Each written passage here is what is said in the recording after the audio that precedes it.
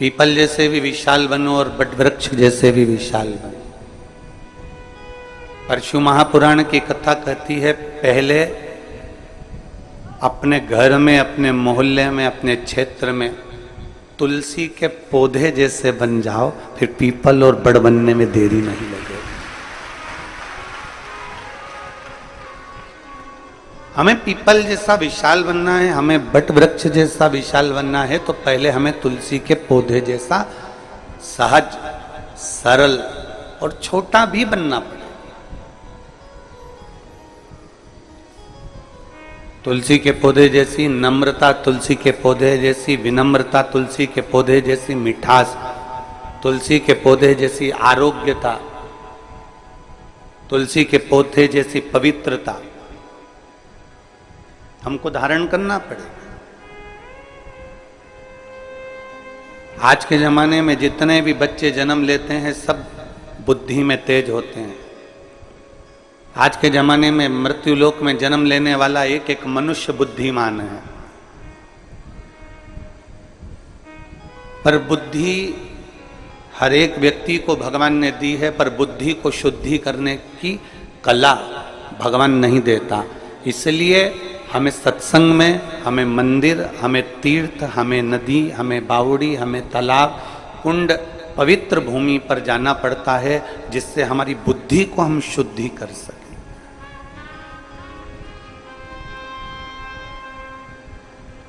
बुद्ध बनने के लिए पहले हमें शुद्ध बनना पड़ेगा। बुद्ध बनने के लिए पहले हमें अपनी शुद्धता को धारण करना पड़ेगा। अब हम विचार तो करते हैं कि हम में बुद्धि है, हम में बुद्धि है, पर शिव कथा कहती है पहले आपके अंदर मन की कितनी शुद्धता है, हमारा मन कितना शुद्ध है।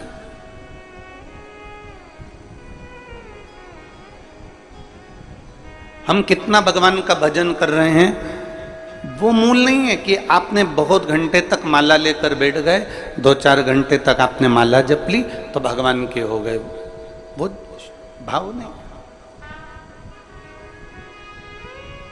आप मत पकड़ो माला, मत पकड़ो।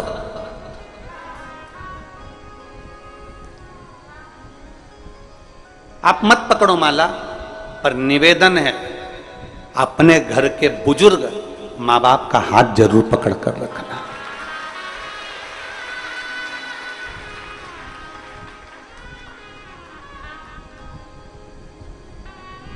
आप माला नहीं पकड़ सकते, मत पकड़ो, पर अपने घर के बुजुर्गों का, अपने घर के माता पिता का हाथ बुढ़ापे में जरूर पकड़ कर रखना। आप आसन लगाकर नहीं बैठ सकते घंटों तक, आप आसन लगाकर साधना नहीं कर सकते घंटों तक, मत करो। पर जब अपने माँ बाप बुजुर्ग हो जाएं तो उनके चरणों में अपनी ड्यूटी से आने के बाद, नौकरी से आने के बाद, दुकान से आने के बाद कम से कम 5 मिनट उनके पास बैठो, तो वो आसन लगाकर जो पुण्य मिलेगा वो पुण्य माँ बाप के चरणों में मिल जाए।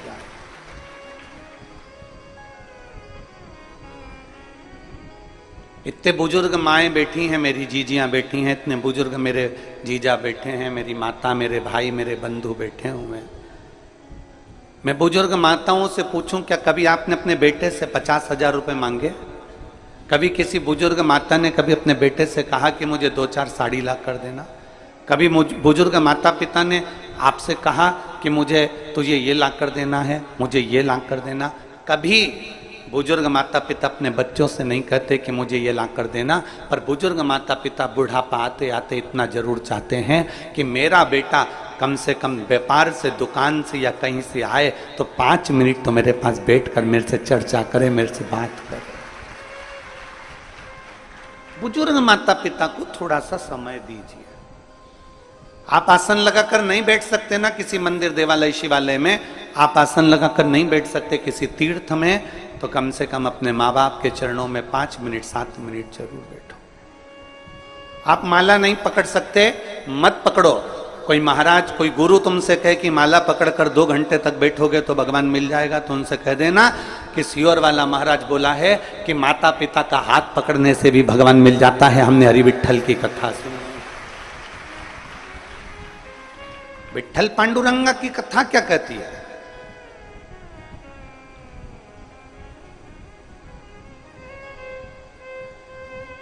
पौंडलिक जिसने प्रवचन में सुन लिया था कि माता पिता की सेवा करने से हरि विठल प्रसन्न हो जाता है, भगवान नारायण प्रसन्न हो जाता है, बस उसने सेवा करना प्रारंभ कर दिया और भगवान उसको दर्शन देने के लिए पहुंचे। उसकी गली में इतना कीचड़ था, नारायण दरवाजा बजाए, उसने पूछा कौन है? वो कहते हैं मैं नारायण हूं। अभी मैं अपनी माता के चरण दबा रहा हूं, फिर पिता के चरण दबाऊंगा और पिता के चरण दबाने के बाद दरवाजा खोलूंगा। भगवान कहते हैं तेरी गली में बहुत कीचड़ है, मैं खड़े कैसे रहूं? तो पौंडलिक ने खटिया के नीचे से एक ईंट उठाकर बाहर फेंक दी और भगवान से कह दिया कि इस पे खड़े हो जाओ। भगवान दोनों हाथ कमर पर रखकर उस पौंडलिक के लिए भगवान दरवाजे पर खड़े रहे। और जब पौंडलिक ने दर्शन किया, दर्शन करते से ही भगवान ने उसको जब दर्शन दिया तो भगवान ने कहा मांग पौंडलिक तुझे क्या चाहिए? पौंडलिक कहता है प्रभु इतनी कृपा करना, जो अपने माता पिता की सेवा करता हो उसके दरवाजे पर ऐसे ही दर्शन देते रहे। ये घोर कलयुग का क्रम चल रहा है। इस कलयुग में भगवान को ढूंढने जाना है तो बहुत दूर नहीं जाना है। इस कलयुग में अगर परमात्मा को ढूंढना है तो अपने घर के माता पिता का प्रतिदिन चरण का दर्शन कर लो, उनका आदर कर लो, उनका सम्मान कर लो। और ध्यान देना, माला पकड़कर बैठने से ज़्यादा जरूरी है अपने बुजुर्ग माँ बाप अगर बाथरूम जा रहे हैं, बुजुर्ग माँ बाप को कहीं जाना है तो उनका हाथ पकड़कर छोड़ देना। ये सबसे बड़ी माला जाप का फल है। सबसे आसन लगाकर बैठने से बड़ा फल है।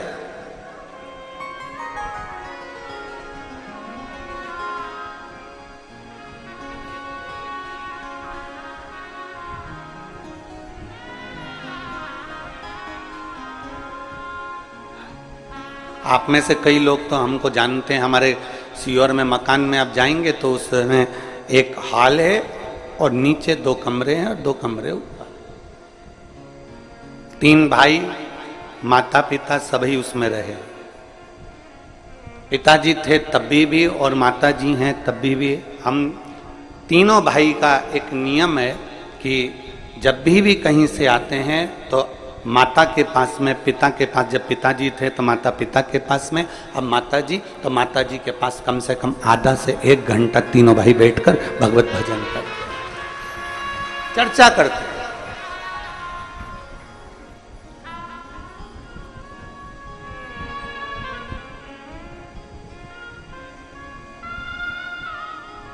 तीनों की धर्म पत्नियां हों, बहुएं हों, सब उस बात को देखकर बड़े आनंदित होती हैं और वो भी आकर बैठकर भगवत चर्चा करती हैं। चर्चा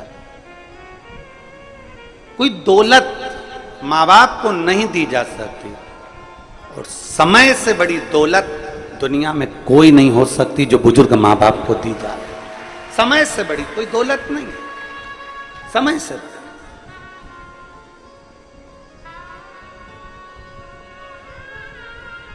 कोई कह दे तुमसे कि माला पकड़ लो तो कह देना भैया हमने माँ बाप का हाथ पकड़ रखा है। कोई कह दे कि तुम आसन लगा कर बैठ जाओ, किसी तीर्थ में जाओ, कहीं बैठ जाओ आसन लगाकर, घंटों तक जप करना, अनुष्ठान करना, भगवान मिल जाएगा, उससे कह देना हमने सुना है शिव महापुराण में कि माँ बाप के चरणों में थोड़ी देर बैठ जाओ तो 1 घंटा क्या 50 घंटा क्या जीवन भर के आसन लगाने का पुण्य फल प्राप्त हो जाता है।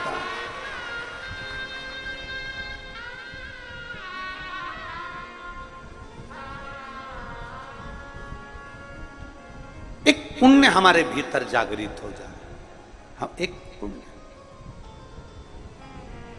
और पीपल का वृक्ष बाद में बनना, बट वृक्ष बाद में बनना, पहले घर में तुलसी के वृक्ष जैसा बन, तुलसी के पौधे जैसा बनने का प्रयास करिए। छोटा है, तुलसी का पौधा बहुत छोटा है, पर इतना पवित्र है, बस उसके जैसी पवित्रता, उसके जैसी निर्मलता, उसके जैसी एक आनंदता अपने भीतर उत्पन्न करो, अपने भीतर।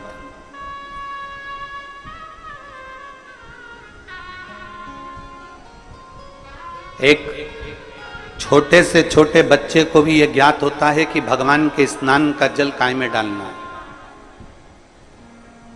आप अपने छोटे से बच्चे को बुलाओ, ए ललुआ इधर आ। अब ललुआ को बुलाया और उसके हाथ में भगवान का घर में स्नान कराया। गणेश जी, लड्डू गोपाल सब बैठे थे, सबको एक थाली में, एक बर्तन में, एक तारबान में बिठाकर तुमने नहला दिया। नहलाया हुआ पानी अपने बच्चे को दे दिया, छोटे से को, और कह दिया ले डालिया। तुमने ये नहीं बोला उस बच्चे को कि इसको कहां डालकर,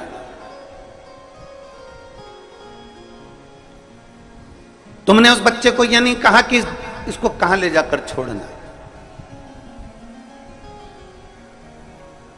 बस तुमने भगवान का नहलाया हुआ पानी दिया, स्नान का जल दिया, और वो बच्चा उस स्नान के जल को लेकर सीधे तुलसी जी में पहुंचता है, सीधे पौधे में पहुंचता है और तुलसी जी में ले जाकर डाल देता है। अब उसी बच्चे को तुम कपड़े धोने का पानी दे दो, उसी बच्चे को कपड़े धुले हुए पानी दे दो, बर्तन धोया हुआ पानी दे दो, पोछा लगाया हुआ पानी दे दो, और उस बच्चे कहना है ललुआ इधर आ। ललुआ आया, हाँ माँ ये ले पानी डाल कर जा।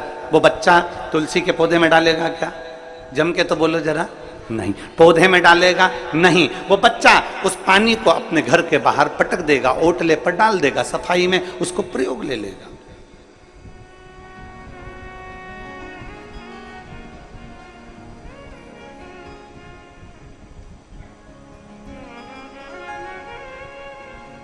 लोग कहते हैं आज के समय में सनातन धर्म को लोग जानते नहीं हैं, पर यह व्यासपीठ कहती है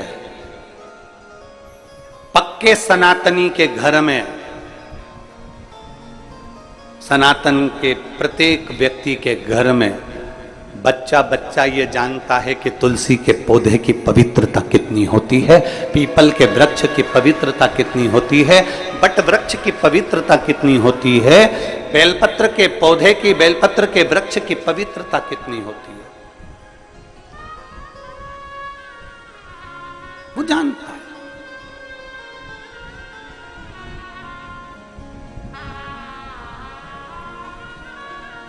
बस अपने धर्म को, अपने सनातन धर्म को, अपनी भक्ति को अंदर की ओर उतारना।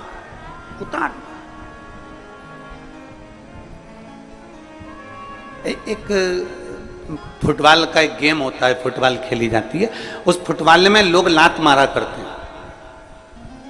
अरे बोलो तो जम के मारते कि नहीं मारते? कोई इधर से लात मार रहा है, कोई उधर से लात मार रहा है, कोई इधर से मारे, कोई उधर से मारे, कोई इधर से मारे, कोई उधर से मारे, एक फुटबॉल उसे सब मार रहा है, सब ने लात मारी, खूब लात मारी उसमें। अब एक व्यक्ति बैठा था, उस व्यक्ति ने कहा, पूछा किसी से कि भैया ये फुटबॉल में लात मार रहे हैं, एक फुटबॉल में इतने सारे लोग लात मार रहे हैं, ये अच्छी बात है, इस फुटबॉल में इतनी लात क्यों पड़ रही है, इस फुटबॉल में इतनी लात क्यों मारी जा रही है? तो किसी ने कहा इस फुटबॉल में इसलिए लात पड़ रही है क्योंकि ये फुटबॉल अंदर से खाली है।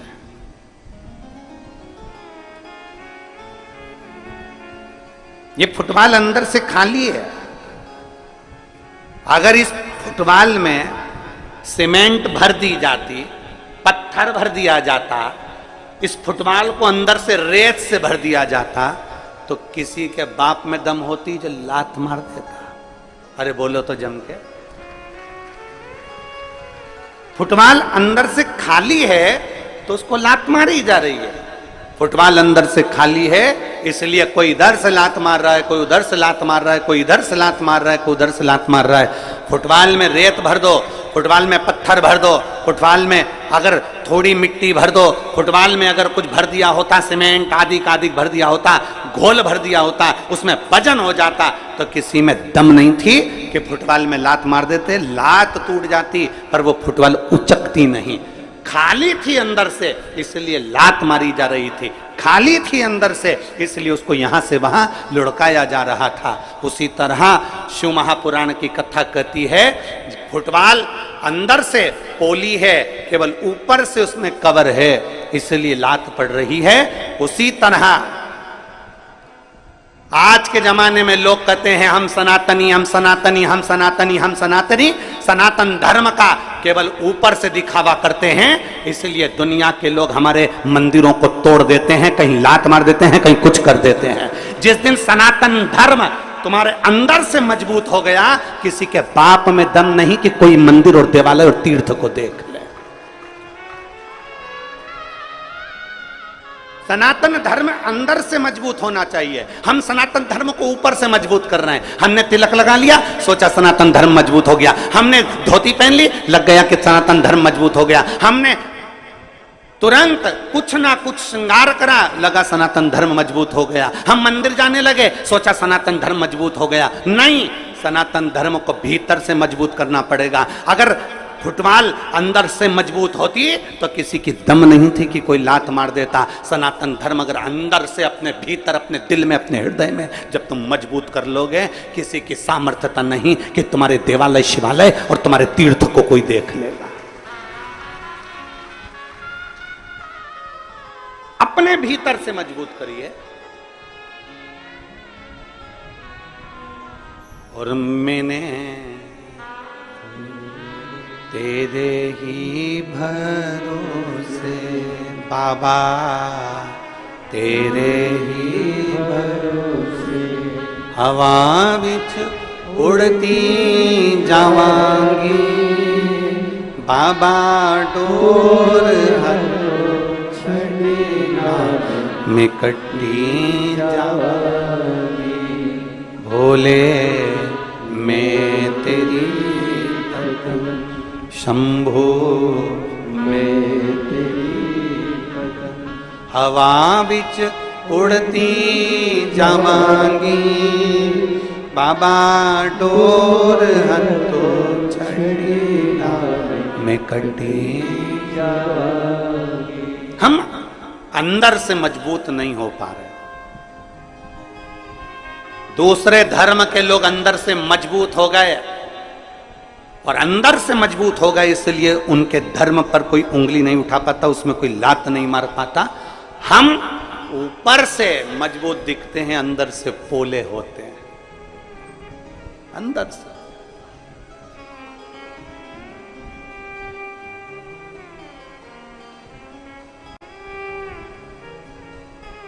और उसको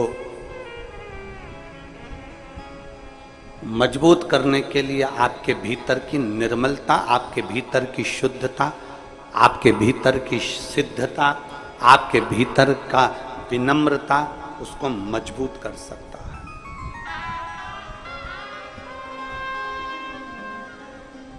भीतर की एक बार माता उमा ने भगवान महेश को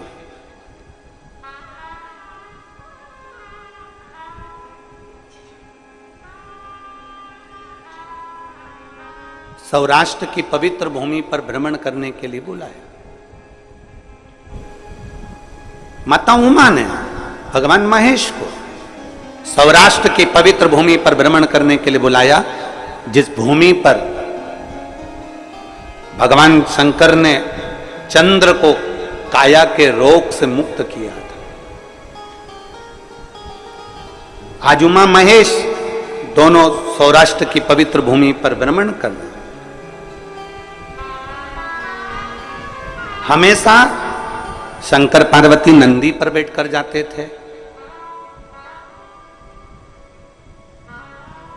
भगवान शिव और सती मैया नंदी पर बैठकर जाते थे, पर उमा और महेश दोनों आज त्रिशूल हाथ में लेकर, माता उमा और महेश दोनों हाथ में हाथ मिलाकर दोनों जा रहे हैं सौराष्ट्र की पवित्र धरा भ्रमण कर।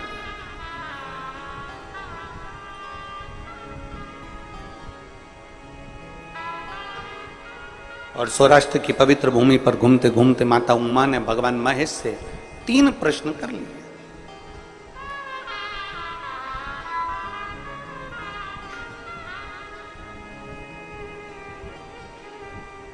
माता उमा ने भगवान महेश से 3 प्रश्न किए। उसमें सबसे पहला प्रश्न था, प्रभु आपके भक्त का सबसे बड़ा लक्षण कौन सा होता है? मां उमा पूछ रही है पहला प्रश्न, आपके भक्त का सबसे पहला लक्षण कौन सा है? शंकर भगवान के शिव भक्त का, शिव की उपासना करने वाले का, शंकर की आराधना करने वाले का, शिव की स्तुति करने वाले का, शंकर के गुणगान करने वाले का, शंकर को 1 लोटा जल चढ़ाने वाले का, शंकर को बेलपत्र चढ़ाने वाले का, शंकर का स्तुति में डूबने वाले का, शंकर की कथा में रमने वाले का, शिव स्तुति में डूबने वाले का, शंकर के शिवालय के दर्शन करने वाले का सबसे श्रेष्ठ लक्षण कौन सा?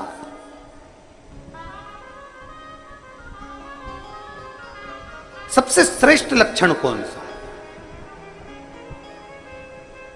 भगवान शंकर ने कहा, पार्वती मेरे भक्त का सर्वश्रेष्ठ लक्षण है विषम परिस्थिति में भी नम्र बने रहना, विषम परिस्थिति में भी नम्रता धारण करना। दुनिया आपकी कितनी भी विषम हो गई हो, दुनिया आपसे कितनी भी विषमता धारण कर रही हो, आपकी विषम परिस्थिति में भी आपकी नम्रता खत्म ना।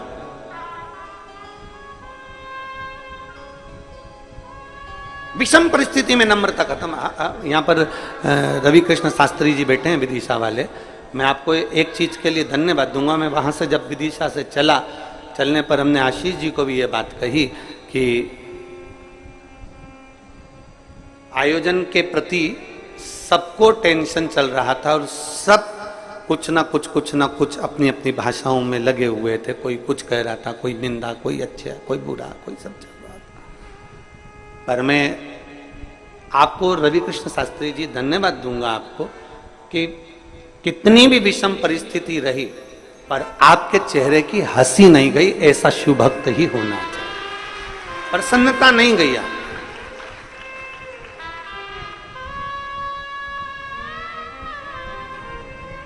और ये बहुत कम लोगों में देखने को मिलता है महाराज। हम नारी तो बाबा की कृपा से कथाएं चलती रहती है। ये कथा पूर्ण होगी 25 तारीख को भिलाई में, छत्तीसगढ़ में प्रारंभ हो जाएगी 1 बजे से 4 बजे तक। 25 तारीख से 31 तारीख तक कथा चलेगी। फिर उसके बाद में अगली कथा फिर वहीं छत्तीसगढ़ में। पूरा सावन छत्तीसगढ़ वालों का।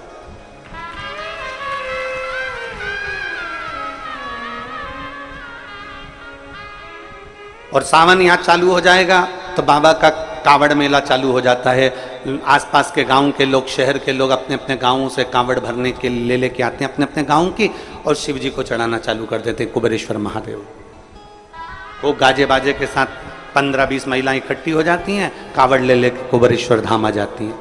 कई माताएं गाड़ियां ले लेकर आती हैं, दूर गाड़ी खड़ी कर देती हैं 2-5 किलोमीटर, और वहां से कांवड़ लेकर यहाँ जाती है। यहाँ कांवड़ चलती रहती है।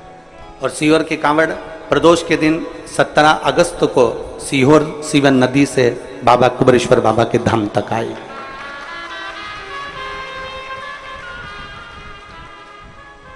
ढेर जगह जावे, अनेक जगह जावे, पर ये विषम परिस्थिति में भी जो मुस्कुरा दे, विषम परिस्थिति में भी जो ठंडा है, विषम परिस्थिति में भी जो कूल है, विषम परिस्थिति में भी जो नम्रता का भाव धारण कर ले, तो समझ लेना कि वो शंकर का श्रेष्ठ भक्त हो ही सकता। विषम परिस्थिति। इसकी एक कथा आती है बड़ी सुंदर। मेरे महादेव कह रहे हैं, मेरे महादेव ने पार्वती मां उमा से कहा, उमा सुन, एक व्यापारी के पास में 2 हीरे थे।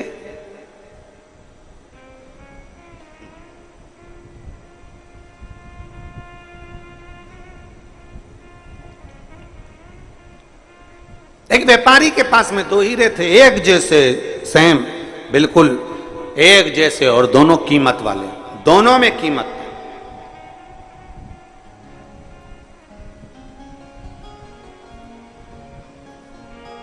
अब वो व्यापारी की एक आदत थी, प्रत्येक नगर में जाता और दोनों हीरों को रख देता और नगर के राजा के पास में नगरवासियों से कहता है, एक हीरा इसमें असली है और एक हीरा इसमें नकली है। इसमें एक हीरा असली है और एक हीरा नकली है। अब आप जो बता देगा कि असली हीरा कौन सा है और नकली हीरा कौन सा है, उसको मैं ये कीमती हीरा फ्री में दे दूंगा। और नहीं बता सकते तो हीरे का पैसा तुम्हें मुझे देना पड़ेगा। हीरे का पैसा तुम्हें मुझे देना पड़ेगा। इसमें बताओ असली हीरा कौन सा और नकली हीरा कौन सा। सारे नगर नगर में जाता, कोई असली और नकली को पहचान नहीं पाता। कौन पहचान? कोई परखदार हो ना। एक बात बहुत अच्छे से याद रखिएगा, घी नकली होगा ना, चल जाएगा। वो मेरी जीजी हो, अच्छे से समझ लेना, और मेरे जीजा होंगे और बेटी बेटा भी। घी नकली होगा, चल जाएगा। सोना नकली होगा, चल जाएगा। पर अपनी दृष्टि और अपना गुरु कभी नकली नहीं होना चाहिए।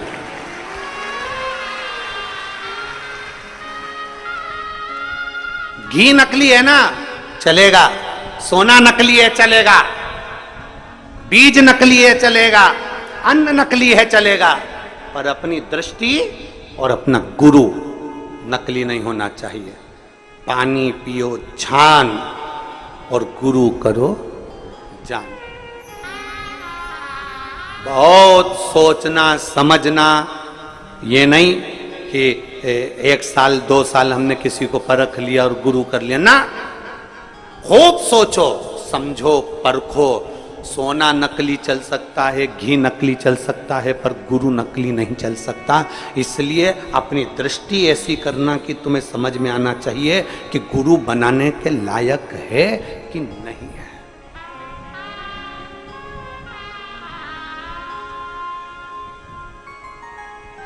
दृष्टि से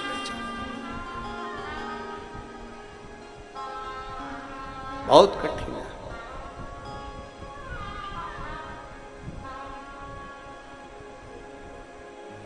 महाराज,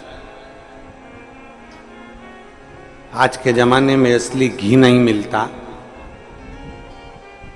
आज के जमाने में असली चांदी नहीं मिलती। आज के जमाने में असली कपड़ा नहीं मिलता। आज के जमाने में असली कोसा नहीं मिलता। आज के जमाने में असली चप्पल जूता नहीं मिलता। आज के जमाने में असली खाने का सामान नहीं मिलता। तो आज के जमाने में असली गुरु मिलना कितना कठिन होगा, जरा विचार करिएगा। छांटना पड़ेगा, देखना पड़ेगा, रमना पड़ेगा, ना जाने कितनी कितनी दृष्टियों से सोचना पड़ेगा, तब मिलेगा।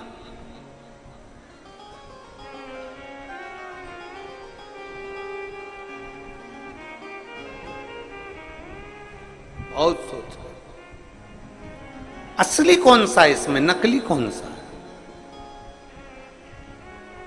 ए उमा, भगवान महेश कह रहे हैं, उमा, एक व्यापारी के पास में 2 हीरे हैं, पूरे नगर नगर में जाता है, फिरता है, आवाज लगाता है। जो असली बता देगा उसको असली हीरा दे दिया जाएगा। नहीं बता पाओगे तो तुम्हें मुझे हीरे के पैसे देना पड़ेगा। असली कौन सा, नकली कौन सा, बता।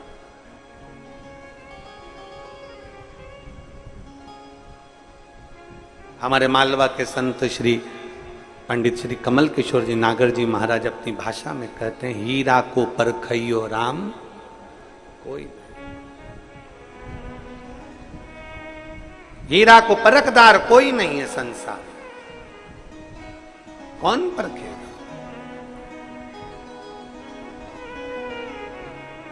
कुछ को परखोगे। कैसे परखोगे? परख के नेत्र चाहिए। अपने नेत्र जितने परखैया होंगे उतना उतना हम असली गुरु को पहचान सकेंगे।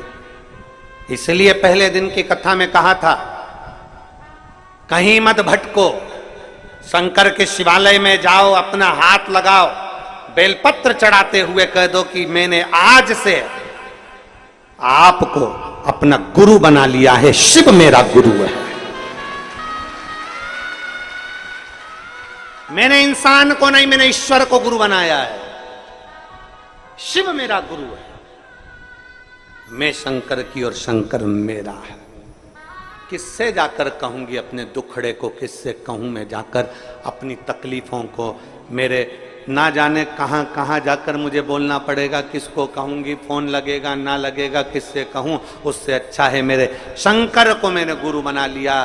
कंकर उठाऊंगी, हाथ में रखूंगी, पानी चढ़ाऊंगी और उससे अपने दिल की बात कह दूंगी तो मेरा महादेव सुनेगा, और सुनेगा तो मेरे दुख को हरने के लिए दौड़ कर आएगा।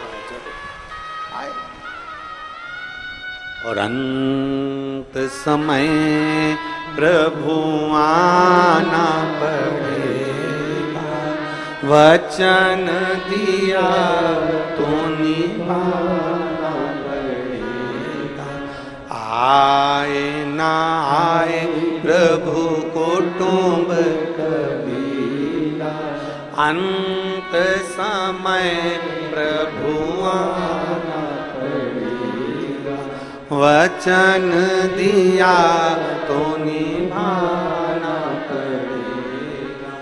अंत समय प्रभु आना पड़ेगा, और वचन दिया तो निभाना पड़ेगा। अंत समय में परमात्मा ये दो हीरे व्यापारी के पास सबसे कहता है। एक नगर में पहुंच गया, महेश भगवान उमा माता से कहते हैं, सुन उमा। वो एक नगर में पहुंचा और नगर में उसने राजा के सामने कह दिया कि मेरे पास में दो हीरे हैं, कीमती हैं, इसमें एक असली है एक नकली है। जो बता देगा असली कौन सा नकली कौन सा, उसको हीरा दे दिया जाएगा। कोहिनूर हीरा है, कीमती हीरा, जो बताएगा उसको हीरा दे दिया जाएगा बस। और अगर नहीं बता पाए तो हीरे के पैसे तुम्हें देना है। राजा ने कहा ठीक है। अपने अपने जोहरी को बुलाया गया, हीरा के परखइये जोहरियों को बुलाया गया। सारे जोहरी आकर बैठ गए, उन्होंने खूब परख करी पर बता नहीं पाए कि इसमें असली हीरा कौन सा। उस हीरे का नाटक देखने के लिए ढेरों लोग इकट्ठे हुए थे राजभवन में। उसमें एक अंधा भी आया हुआ था, नेत्रविहीन। सब हार गए जोहरी। जाने लगा व्यापारी पैसा लेकर राजा से कि सब हार गए, लाओ धन दो। इतने में एक अंधे व्यक्ति ने, एक दृष्टिहीन अंधे व्यक्ति ने कहा, रुक जाओ, मैं बता सकता हूं कि इसमें असली हीरा कौन सा है। सारी सभा ठाका लगाने लगी, हंसने लगी। अरे मूर्ख, आंख की रोशनी नहीं है, नेत्र नहीं है, नेत्रविहीन है, अंधा है, और तू बताएगा तू इसमें असली हीरा कौन सा? सारी दुनिया हंसने लगी। तब जोहरी जो व्यापारी था उसने कहा, ले तुम बता दो। अब वो तो खुद दूसरे का हाथ पकड़कर चल रहा था, उसके हाथ में हीरे दे दिए व्यापारी ने। राजा अपने सिंहासन पर फिर बैठ गया और ध्यान करने लगा कि ये अंधा कैसे बता सकता। राजा ने अपने दूतों से पूछा, ये जोहरी है क्या? नहीं। कोई व्यापारी है क्या? नहीं। ये तो जन्म से ही अंधा है, नेत्रविहीन है, इसने कभी हीरा देखा? नहीं। तो फिर ये कैसे बताएगा? पता नहीं। भगवान महेश कहते हैं, उमा, उस अंधे व्यक्ति के हाथ में हीरे आ गए। वो अंधा व्यक्ति दोनों हीरों को लेकर राजमहल से बाहर चले गया और बाहर जाकर उसने दोनों हीरों को जमीन पर पटक दिया। दोनों हीरों को जमीन पर पटक दिया। साथ वाले से कहा कि हीरा लाकर मुझे दे दे। थोड़ी देर बाद उसने हीरे लाकर दिए। उसने दोनों हीरों को हाथ में लिया और हाथ में लेते से ही उस अंधे व्यक्ति ने कह दिया, ये हीरा असली है और ये हीरा नकली है। ये हीरा असली है और ये हीरा नकली है। उस व्यापारी ने अंधे व्यक्ति से पूछा, तुम कैसे कह सकते हो कि ये हीरा असली है और ये नकली है? तो उस अंधे व्यक्ति ने कहा, मैंने दोनों हीरे रोड पर फेंक दिए, जमीन पर फेंक दिए। इसमें से जो कांच था वो गर्मी से तपकर गर्म हो गया था और जो असली हीरा था वो ठंडा की ठंडा रह गया था।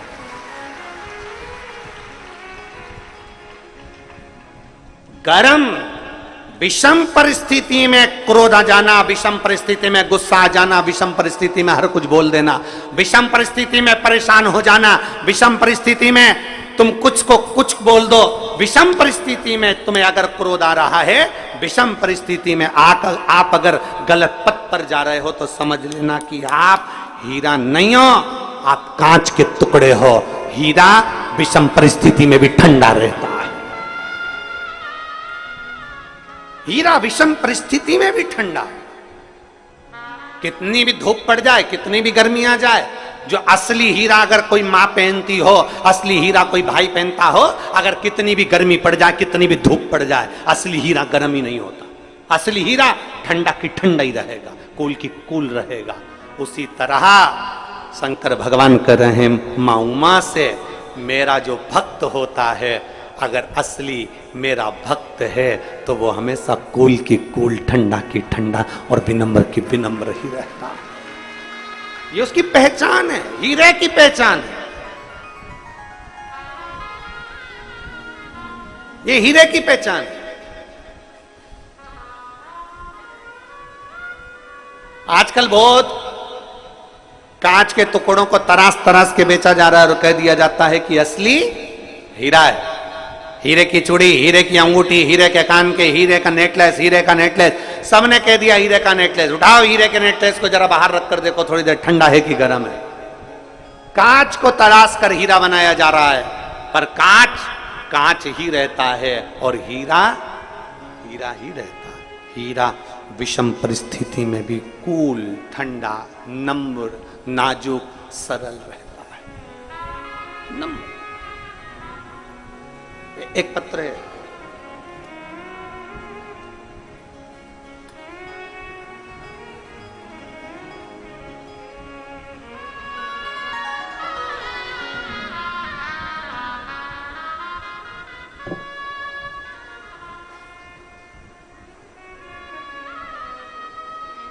मेरा नाम ममता कुमावत है।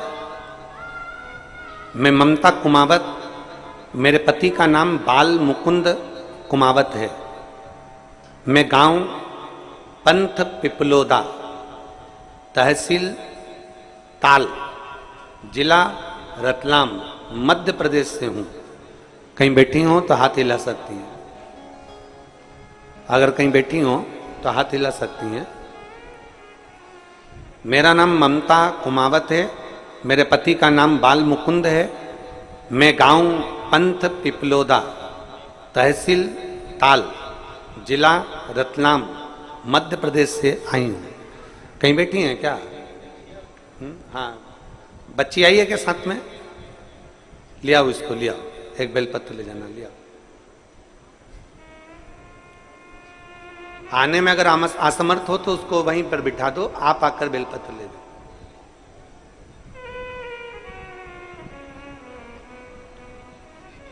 – 2019 में मेरी इस बेटी की तबीयत इतनी ज़्यादा खराब हो गई थी, जयाश्री कुमावत की, कि ना पाँव से चल पाती थी, ना हाथ हिल पाता था, ना सुन पाती थी, ना बोल पाती थी, ना बैठ पाती थी, पलंग पर पड़ी रहती थी।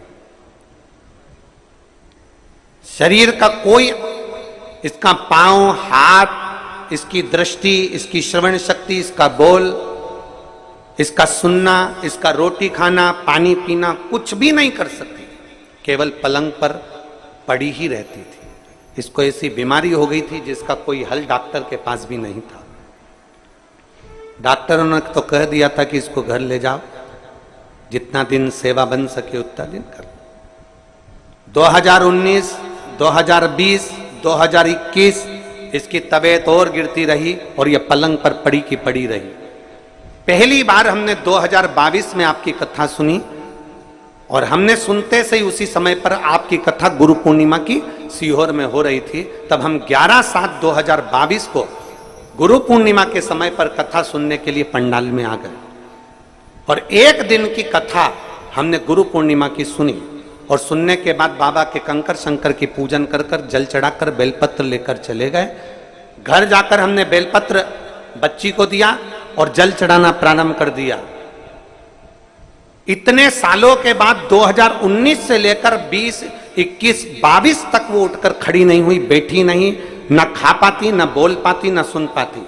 2022 पर जब हम पहली बार गुरु पूर्णिमा उत्सव करने के लिए आए, एक दिन की कथा सुनकर जब हम गए, बाबा की ऐसी कृपा हुई गुरुदेव कि मेरी बेटी खुद पलंग पर बैठी और चली भी और हाथ से काम भी करना प्रारंभ करा। उसकी सुनने की शक्ति, देखने की शक्ति और बोलने की शक्ति भी आई।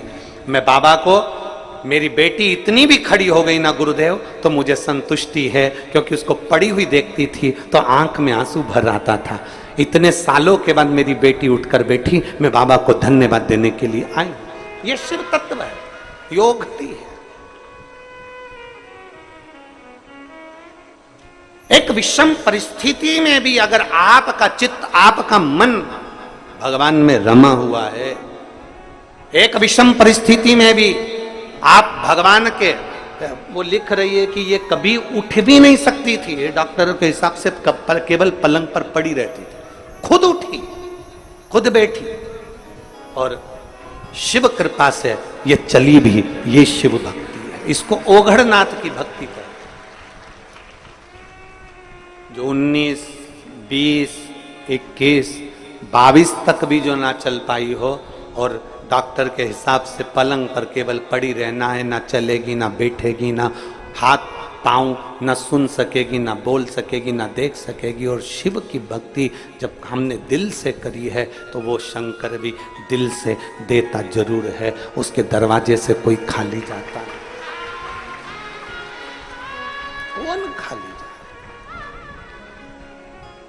और खाली ना जाता कोई दर से तुम्हारे।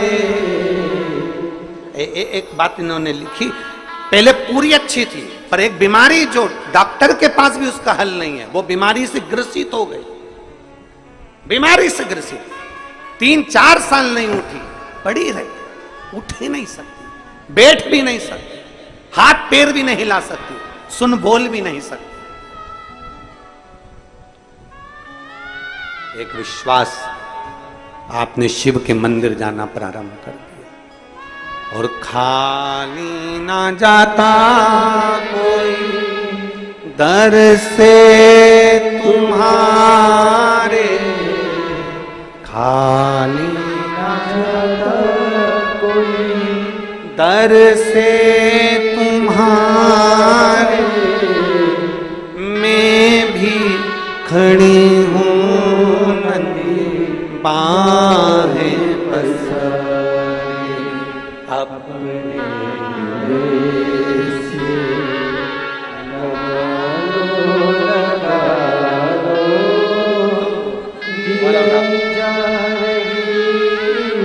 जोरदार ताली बजाओ इस बेटी के लिए जो इतना परिश्रम, इतनी मेहनत।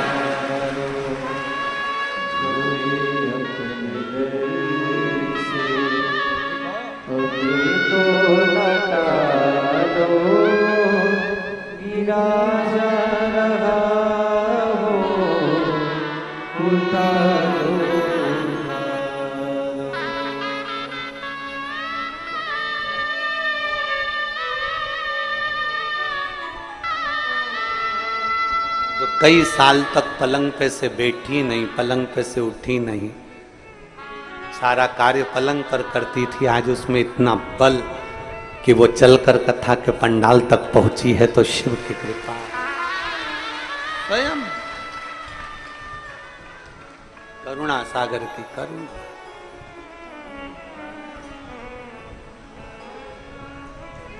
शंभु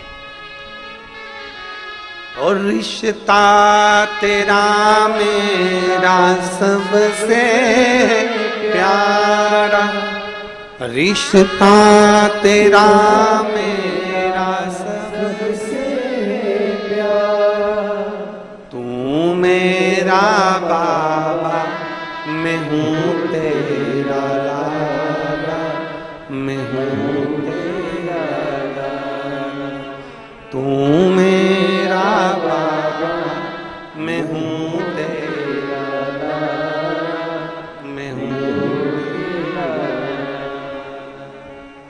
तेरे ही चरणों में जीवन गुजारा, तेरे ही चरणों में जीवन गुजारा, तू मेरा बाबा मैं हूँ तेरा लाला, मैं हूँ तेरा लाला। एक भरोसे के साथ शिव तत्व की प्राप्ति करेगा, एक भरोसे के साथ, दृढ़ता के साथ, विश्वास के साथ शिव तत्व।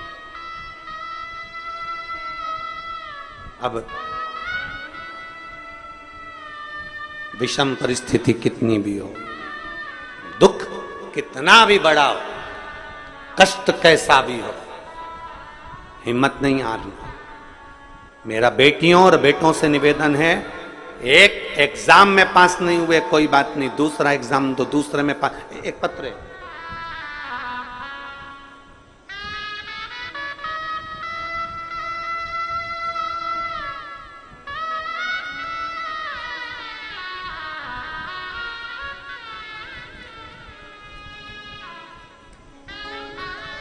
मुस्कान नेमा, पता नागेश्वर मंदिर के सामने, छिंदवाड़ा मध्य प्रदेश।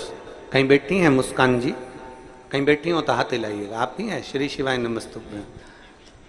आइए, पहले आपको बधाई, बहुत बहुत पधारिए। मैं मुस्कान नेमा, पता नागेश्वर मंदिर के सामने, छिंदवाड़ा से आई हूं। गुरुजी, मैं कुबेरेश्वर बाबा का क्या वर्णन करूं। मेरी मम्मी पापा आपकी कथा सुनना चालू करे हैं और उन्होंने मुझे भी उस कथा में लगा दिया। मैं कई समय से सीए का एग्जाम दे रही थी पर क्लियर नहीं हो पा रहा था। गुरुदेव, बहुत प्रयास करा, बहुत मेहनत करी, पर आखिरी में मेरी हिम्मत टूट गई। तब मम्मी पापा दोनों बोले, तू चिंता क्यों करती है, शिवजी पर एक लोटा जल चढ़ाना प्रारंभ कर, बाबा की भक्ति करना प्रारंभ कर। मैंने फिर एग्जाम दिया पर उसमें भी मैं क्लियर नहीं हो पाया। फिर तो मेरा मन और रूठ गया कि मैंने शंकर जी को जल चढ़ाया, बाबा ने मेरी क्यों ना सुनी। पर मेरे माँ और मेरे पिताजी ने फिर कहा, हिम्मत नहीं हारना। वो सियोर वाला महाराज कहता है कि फिर मेहनत कर, और जितनी मेहनत इतने सालों में करी उससे चौगनी मेहनत तू अब कर। और मेरे माँ बाप ने आपके बारे में बताया कि वो कहते हैं कि चौगनी मेहनत कर और पीछे मत हटना। बाबा को एक बेलपत्र शहद लगाना और बाबा का भजन करते करते जाना, आखिरी में बाबा देख लेगा। मेरी बेटी ने पशुपतिनाथ का व्रत किया, मेहनत करी और खूब मेहनत करी, और मेहनत के साथ में एक बेलपत्री शंकर भगवान को चढ़ाकर फिर श्री शिवाय नमस्तुभ्यं बोलते हुए समीपत्र का प्रयोग करते हुए गई। आज मेरी बेटी बाबा की कृपा से सीए बन गई और बाबा ने उस पर करुणा कर दी। मैं शिव को धन्यवाद देने के लिए, शिव तत्व की प्राप्ति, एक संघर्ष, एक आपका परिश्रम, एक आपकी मेहनत,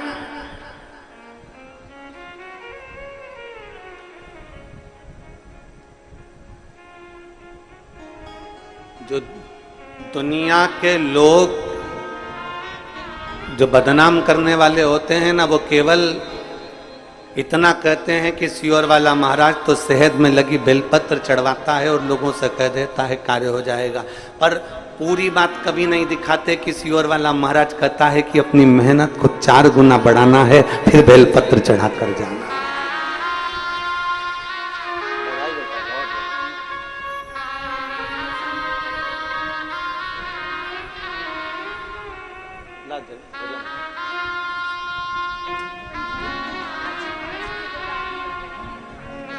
ध्वजा लेकर आई है बाबा की। बहुत बहुत साधुता बेटा।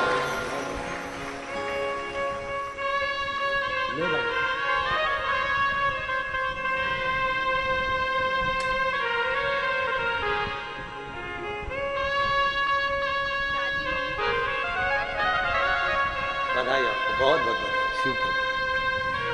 एक बार बेटी के लिए जोरदार ताली बजाओ। बहुत बहुत साधुता बेटी, चौगनी मेहनत करी।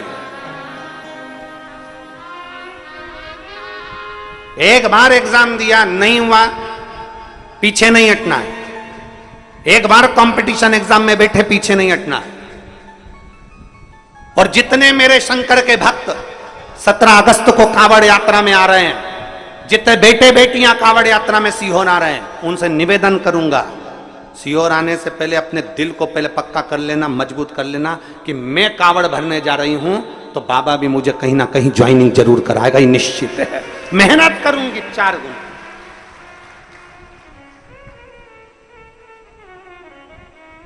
जब 17 अगस्त को आप कांवड़ भरने आए तो आपके अंदर एक अलग से एनर्जी होना चाहिए, एक अलग से बल होना चाहिए कि मैं यहां कांवड़ चढ़ाने के बाद जाऊंगी और खूब मेहनत करूंगी, खूब मेहनत। और मेरा विश्वास करता है मैं उत्तीर्ण होकर रहूंगी, आगे बढ़कर रहूंगी। एक उत्साह, एक उमंगता। एक पत्र देखिए,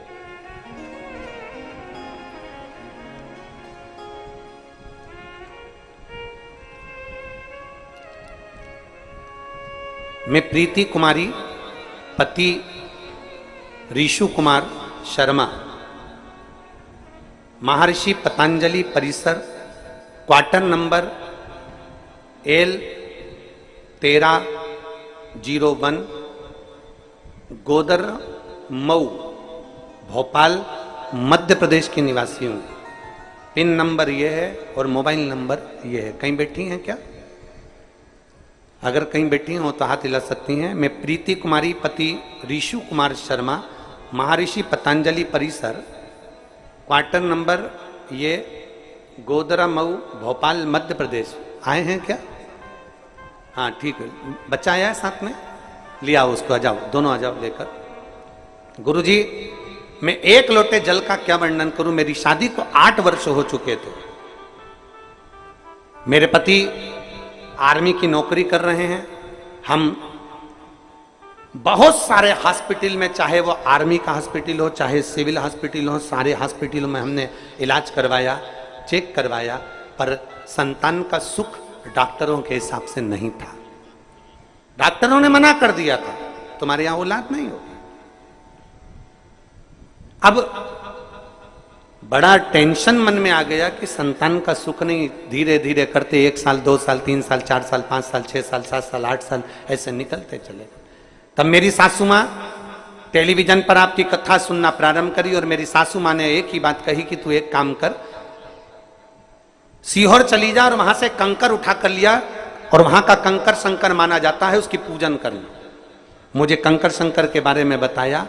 मैं कंकर शंकर लेने कुबेरेश्वर धाम आ गई और यहां से रुद्राक्ष और कंकर शंकर लेकर चली गई।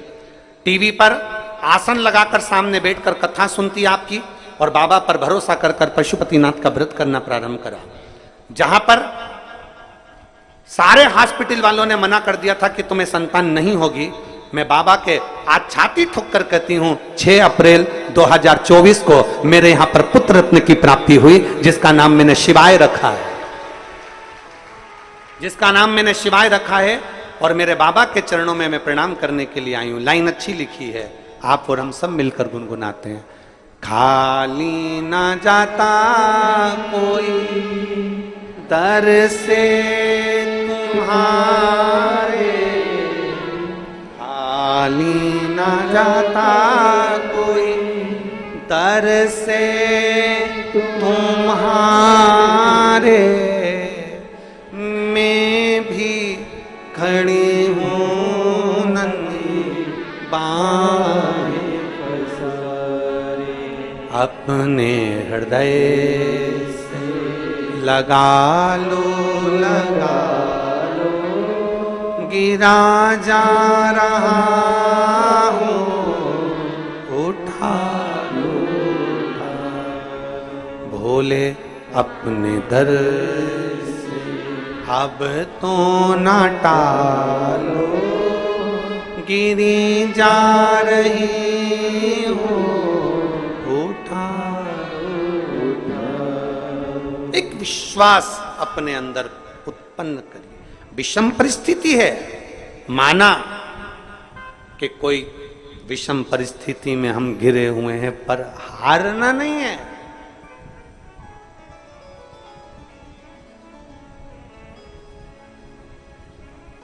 थोड़ी मेहनत हाथ की, बाकी कृपा भोले। थोड़ी कृपा, थोड़ी मेहनत हमारे हाथ की है, और फिर आगे उसको छोड़ दो, उस पे छोड़ दो। कंकर लिया बाबा का, पूजन करी बाबा की, स्तुति करी बाबा की, अपने पास के मंदिर में एक लोटा जल चढ़ाया बाबा को, मंत्र जाप करा शिव महापुराण का, श्री शिवाय नमस्तुभ्यम, मंत्र जाप करा शिव पुराण का, बाबा का भजन करा, बाबा पर विश्वास करा, बाबा के भरोसे पर चले, बाबा के भरोसे, विश्वास के साथ, भरोसे के साथ।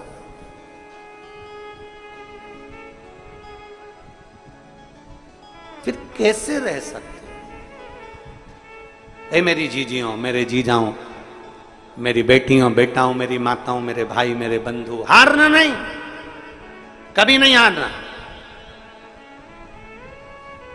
कितना भी विषम परिस्थिति है, हिम्मत नहीं हारना।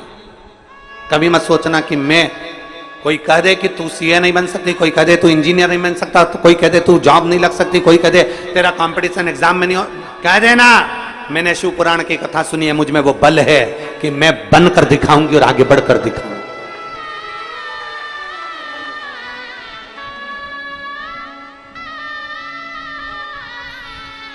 शंभू शंभू शंभू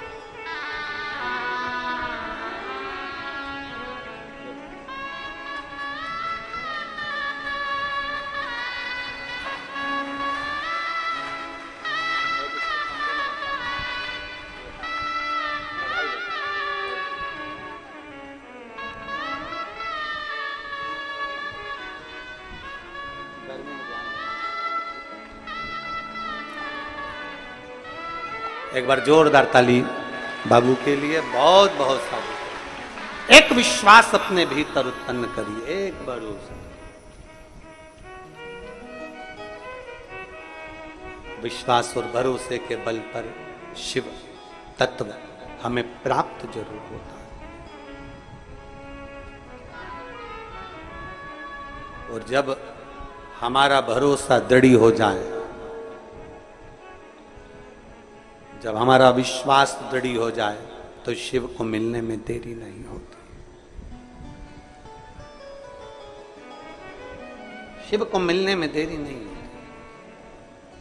यहां सब समाहित है, सब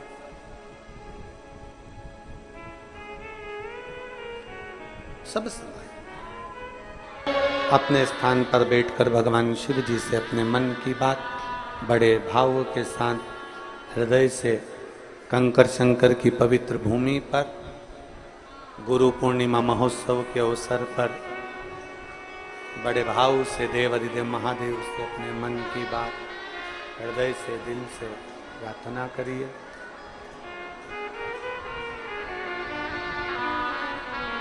जब बाबा को दिल से कहोगे तो वो सुनेगा।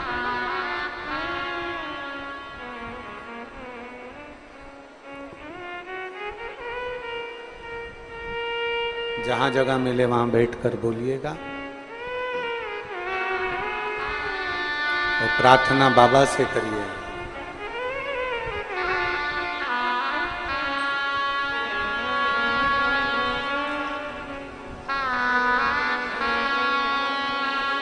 निवेदन है, जिनको बैठने के लिए जगह नहीं मिल रही हो,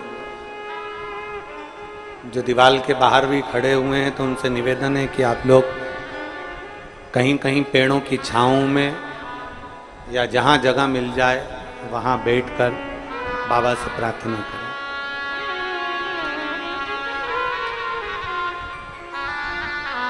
जहां जैसी जगह मिल जाए।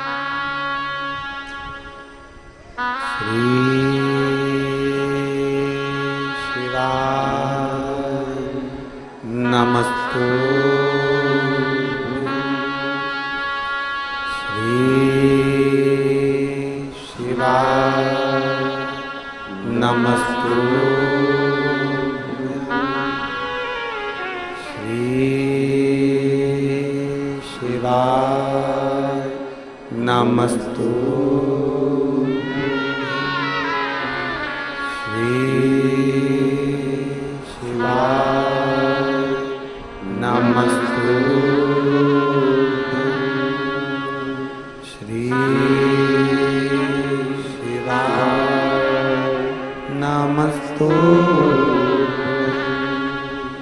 भोला सब दुख काटो ओ भोला सब दुख काटो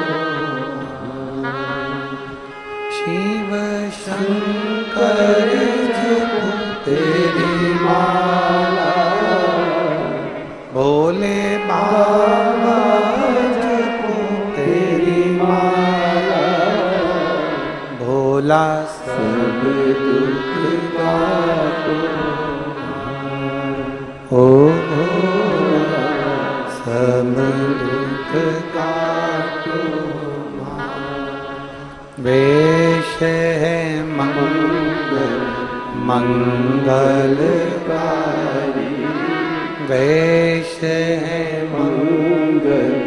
मंगलकारी शमशान वासी हमारा शमशान वासी हमारा ओ भोला सब दुख काटो ओ भोला सब दुख काटो। भगवान देवदेव महादेव भगवान शिव वो गर्दानी त्रिकालदर्शी कैलाशी अविनाशी शिव की कथा कर रहे।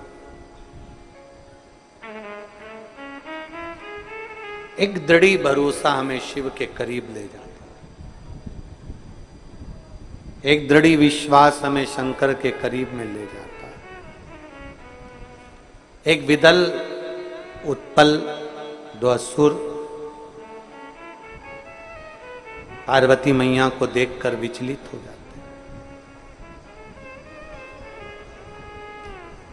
भगवान महेश माता उमा को 3 प्रश्नों का उत्तर देते हैं। उसमें पहला है आपका भक्त का लक्षण तो बताया कि ठंडा रहना, नम्र रहना, सहज रहना, ये लक्षण।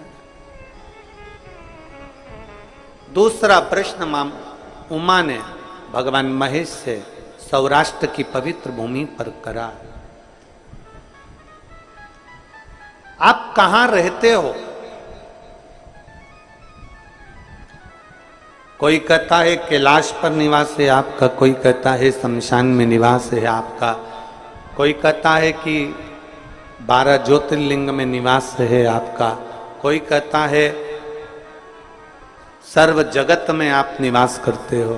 आप कहां रहते हो? ये मां उमा भगवान महेश से पूछ रहे हैं, आप कहां रहते हो?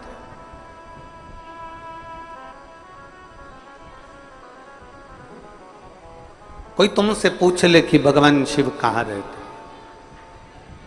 कोई आपसे कह दे कि भगवान कहां निवास करते। शिव महापुराण की कथा में भगवान शंकर मां उमा से कहते हैं, उमा दुनिया के लोग मुझे ना जाने कहां कहां बताते हैं, पर शिव कहते हैं, भगवान महेश कह रहे हैं माता उमा से, सुनो भगवान महेश कह रहे हैं, उमा मैं कहां रहता हूं ये संसार के लोगों से कहना चाहता हूं कि मैं अपने भक्त के दिल में सदा निवास करता हूं, सदा निवास। इसलिए निवेदन है आप सबसे, रिटर्न बढ़ा, आप सबसे निवेदन है, सब कुछ करो पर किसी का दिल मत दुखाओ, क्योंकि उस दिल में शिव बसा, उस हृदय में शंकर बसा।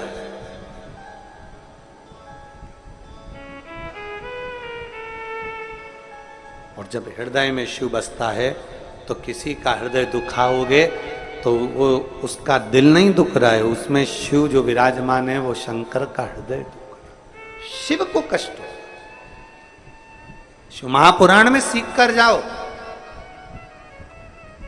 चल रहे हो, जा रहे हो, भीड़ में हो, मंदिर में हो, किसी को भी अपने द्वारा धक्का ना लगे, एक ठोकर अपने कारण किसी को ना लगे, किसी को एक हाथ का टुल्ला भी नहीं लगना चाहिए, किसी को अपने द्वारा धक्का भी नहीं लगना चाहिए। कितनी बड़ी बात शिव महापुराण में लिखी है कि पार्वती, संसार में रहने वाला मनुष्य यदि मेरे शिवालय तक जाकर एक लोटा जल नहीं चढ़ा सकता, शिवालय में नहीं पहुंच सकता, भगवान के मंदिर में नहीं पहुंच सकता, पार्वती अगर वो मेरे मंदिर में भी ना गया हो तो पार्वती अगर कोई शिव महापुराण की कथा सुन कर आ रहा हो, उसके मुख का भी अगर कोई दर्शन कर लेता है तो उसकी कत्तर पीढ़ी पार हो जाती है। मात्र उसके चेहरे का दर्शन कर लेने से भी यज्ञ का फल प्राप्त हो जाता, पुण्य फल प्राप्त हो जाता। केवल एक, अगर कोई शिव महापुराण की यहां तक शिव पुराण, आप लोग, आपसे तो निवेदन है हमारा, बार बार हम कहते हैं गीता प्रेस गोरखपुर की शिव पुराण लेकर आओ, हिंदी की घर में पढ़ो। आप उसमें पढ़ेंगे ना तो विद्येश्वर संहिता के अंतर्गत वर्णन मिलेगा आपको कि अगर कोई शिव पुराण की कथा सुनकर जहां से निकल कर जाता है, शिव पुराण की कथा सुनकर व्यक्ति जहां से निकल कर जाता है, उस रास्ते में अगर कोई जीव आत्मा, किसी का एक्सीडेंट हो गया, कोई मर गया, कोई गड़ गया, कोई चले गया, कोई किसी भी तरह का दुखी व्यक्ति है और आप शिव पुराण की कथा सुनकर जा रहे हो, आपके मात्र चेहरे का दर्शन कर लेता है या आपसे, आपके शरीर से टच होकर कोई हवा, कोई वायु अगर स्पर्श कर कर भी निकल कर उस जीव को पड़ जाती है तो उसका भी उद्धार हो जाता है, उसका भी। कितना सुंदर, तो यहां शास्त्र कर रहा है किसी को टलना ना लगे, किसी को ठोकर ना लगे। हम तो कई बार आप लोगों से कहते हैं कथा सुनने बैठे हो ना, पीछे वालों से निवेदन है, आपको अगर आगे बैठने का शौक है तो आप 2-3 घंटे पहले आकर अपनी जगह संभालो। आपको आगे आके बैठने का शौक है ना, 2-3 घंटे पहले आप आकर जगह संभालो। ये 1-2-3 पंडाल भरे पड़े हैं, पीछे लोग खड़े हुए हैं, कोई पेड़ों के नीचे बैठा हुआ है, कहीं गाड़ियों के अंदर बैठ कर लोग कथा सुन रहे हैं। ये जरा पूछो इनसे कितना पहले से आवाज क्या किया, कितना पहले से व्यवस्था संभालते हैं, कितनी पहले से जगह संभाल कर बैठते हैं। विचार करिए। आपको कथा अगर लेट आए हो, देरी से आए हो, बहुत लेट आए हो, पीछे जहां जगह मिल जाए वहां बैठ जाओ। अपने पांव के द्वारा, अपने द्वारा किसी को ठोकर भी ना लगे, क्योंकि तुझ में रब बसता है, यारा मैं क्या करूं, तुझ में शिव बैठा हुआ है, शिव। किसी को ठोकर ना लगे। मंदिर में गए हो जल चढ़ाने के लिए, कुबेरेश्वर बाबा की धरा पर पहुंचे हो जल चढ़ाने के लिए, भीड़ है, थोड़ा पीछे से आराम से। ज्यादा भीड़ है, आवाज लगाते लगाते जाओ, बोल बम का नारा है, हर हर सारी समस्या का हल। कोई लेट बनता है, कोई जल्दी बनता है, शिव को जल चढ़ाने वाला सेठ जरूर बनता है। बोलते बोलते जाओ, जरा आवाज लगाते लगाते लोग थोड़ा रास्ता दे देंगे। किसी को टुल्ला नहीं मारना, किसी को धक्का नहीं देना, किसी को कष्ट नहीं देना। बड़े प्रेम से भगवान की भक्ति को धारण करना है, भगवान की भक्ति को अपने भीतर उतारना।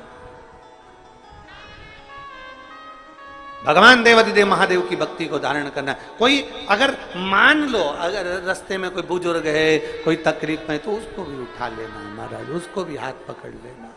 और मैं तो तेरे ही भरोसे बाबा, तेरे ही भरोसे हवा बिच उड़ती जावांगी बाबा, डोर तो छड़ीना मैं कट्टी जावांगी। भोले मैं तेरी पतंग, शंभो मैं तेरी पतंग, हवा बिच उड़ती जावांगी बाबा, डोर तो छड़ीना मैं कट्टी जावांगी।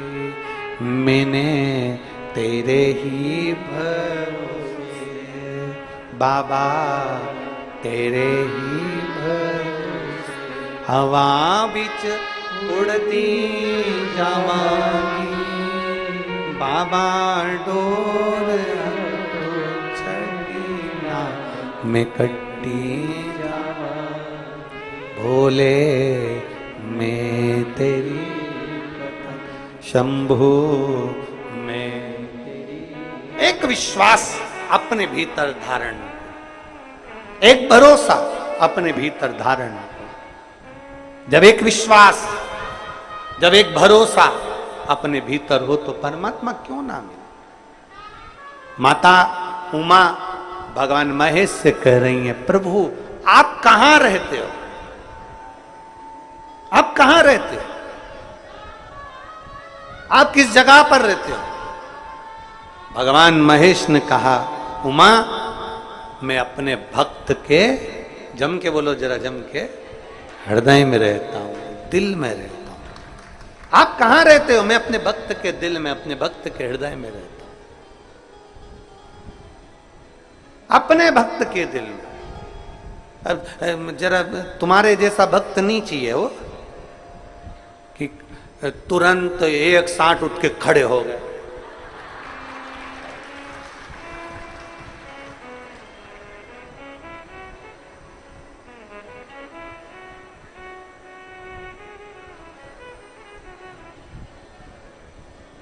कहां से लेकर आते हो इतनी जोरदार कला,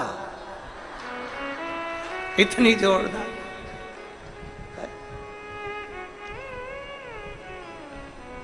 अरे भाई, शिव की आराधना, भगवान शंकर की भक्ति, शिव उपासना, शंकर की विरल भक्ति हमारे भीतर धारण हो।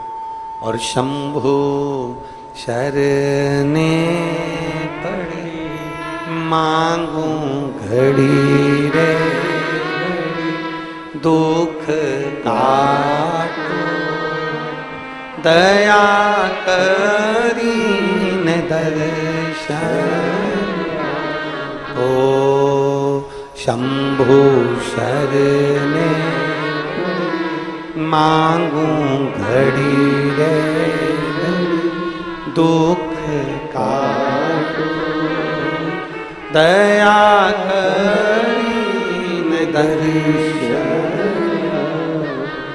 दया करीन दर्शन। अपने भीतर एक विश्वास उत्पन्न करिए। तीसरा प्रश्न किया है मां उमा ने भगवान महेश से, तीसरा प्रश्न। और तीसरा प्रश्न कर कर कहा, प्रभु मेरा अगला प्रश्न आपसे है, तीसरा, 3 प्रश्नों का क्रम था, तीसरा प्रश्न किया, बाबा हे भगवान शिव, आपको पाने के लिए, आपको प्राप्त करने के लिए कहां जाया जाए, किस स्थान पर जाया जाए, किस भूमि पर जाया जाए, कहां।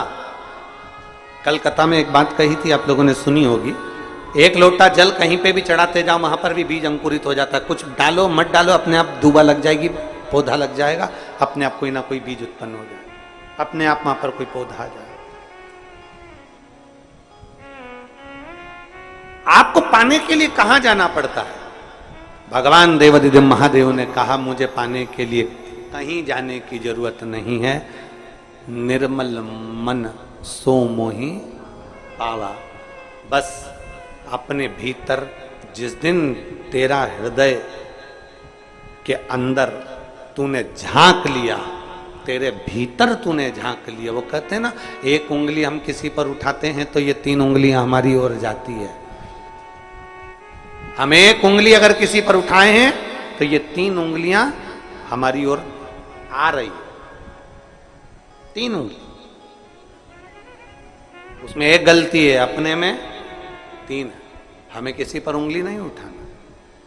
वो कहते हैं ना, एक घर में एक मेहमान आ गए, मेहमान आए तो उन्होंने दरवाजा बजाया, दरवाजा बजाया, घंटी बेल बजा के दरवाजा बजा के अंदर प्रवेश किया। कौन है? पत्नी ने आवाज लगाया, मैं रामू। अच्छा, कौन? अरे आपके पति का दोस्त। अच्छा, दरवाजा खोला, अंदर आ। उसकी वाइफ भी साथ में थी, पत्नी भी थी, बच्चे भी थे। दरवाजा खोला, उन्होंने सोफे पर बिठाया, बैठो। और फिर पत्नी ने अपने बच्चों को आवाज लगाया, सुनते हैं?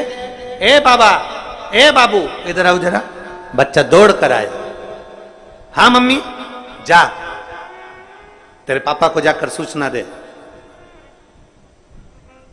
उनके दोस्त आए। देख क्या पापा कहां हैं, जरा बोल कर। बच्चा दौड़ा, बच्चा गया। उसके पीछे पीछे बच्चे के साथ में घर में कुत्ता भी रह रहा था, वो भी। अब दोनों पापा को सूचना कर दी है, दोनों आ गए। कौन कौन आ गए?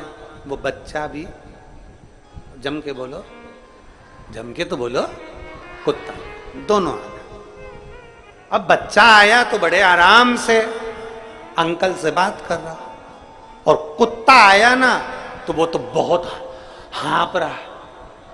कुत्ता ऐसा हाँप रहा, ऐसा हाँप रहा, ऐसा हाँप रहा, उसकी तो जीवान निकाल के हाँपड़ी भराई चली, भराई चली, भराई चली। अंकल ने पूछा, तुम दोनों आ रहे थे, तू हाँप नहीं रहा बेटा, और ये कुत्ता इतना क्यों हाँप रहा है? तो बच्चा बोला, अंकल मैं सीधे सीधे रास्ते आ गया, ये कुत्ता जितने पीछे पड़ रहे थे ना, उनसे भौंक भौंक के, उनसे मुंह मिला मिला कर, चिल्ला चिल्ला कर, तब जाकर यहां पहुंचा है। निवेदन है, सीधे चलो, हाप नहीं भराएगी। कुत्ते जैसे मत बनो, जो मिल जाए उसी के पीछे पड़ गए, भौंकना चालू। यहां भौंक लिए, वहां भौंक लिए, वहां भौंक लिए, वहां भौंक लिए, वहां भौंक लिए। कई पड़े ऐसे, कई पड़े जो दिन भर बैठे बैठे केवल दूसरों को भौंकते ही रहते, भौंको भौंको भौंको भौंको। सीधे चलिए, सीधे। आराम से चलोगे तो आराम से सोफे पर बैठकर अंकल से बात करोगे, और वो अंकल है मेरा देवादिदेव महादेव। आराम से बात करोगे, हापड़ी नहीं भराएगी, वरना हाँपते रहोगे, क्योंकि भोगते रहे हो, नहीं भोगना। सबसे मन को, बुद्धि को, चित्त को केंद्रित कर कर अपने इष्ट, अपने देव राम को भजो तो राम को, कृष्ण को भजो तो कृष्ण को, शिव को भजो तो शिव को, दत्त को भजो तो दत्त को, पंडरीनाथ को भजो तो पंडरीनाथ को। अपने चित्त को शांत भाव से परमात्मा में जोड़िए। जगत कितना भी कहता रहे, हमें किसी पर कुछ नहीं बोलना, ना हमें भोंकना, हमें तो भक्ति में इतने लीन हो जाना है कि हमारा शंभू हमारे सामने आ जाए। हमारा संग अपने कार्य के प्रति जागरूक। एक पत्र है, देखिए,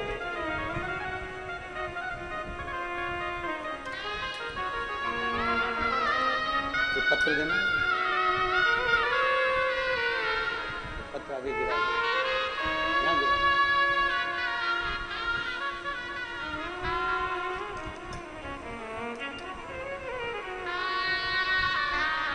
मैं वैष्णवी यादव, इंदौर महू से आई हूं। कहीं बैठी हूं वैष्णवी यादव तो हाथ हिला सकती हूं। मैं वैष्णवी यादव इंदौर महू से आई हूं, मेरा मोबाइल नंबर ये है। कहीं बैठी हो तो अपना हाथ हिला सकती है। आप ही है?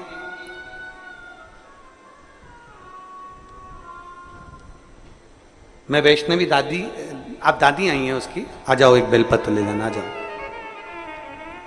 मैं वैष्णवी यादव इंदौर से, मेरा मोबाइल नंबर ये है। मैं वैष्णवी की दादी हूं। मेरी पोती वैष्णवी नीट की तैयारी कर रही थी।